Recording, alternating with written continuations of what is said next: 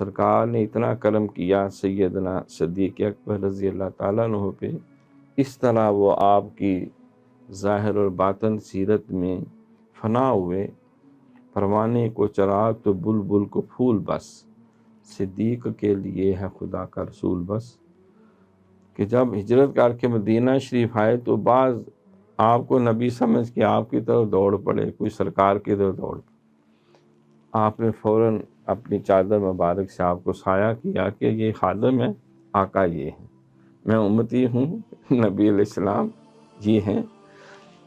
تو یہ صحابہ میں بھی سرکار اس طرح گل مل کے بیٹھتے تھے، یہ باہر سے آنے والے کے لیے اندازہ کرنا مشکل ہوتا تھا کہ امتی کون ہے اور نبی اور رسول کون۔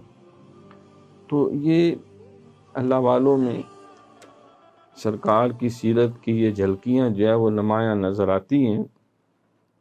لیکن سرکار صلی اللہ علیہ وسلم اسی طرح صدیق اکبر رضی اللہ تعالیٰ عنہ، سیدنا فاروق اعظم رضی اللہ تعالیٰ عنہ، سیدنا عثمان غنی رضی اللہ تعالیٰ عنہ، حضرت مولا علی شیر خدا رضی اللہ، یہ سب سادگی اور قناعت کے تواضع کے پیکر تھے۔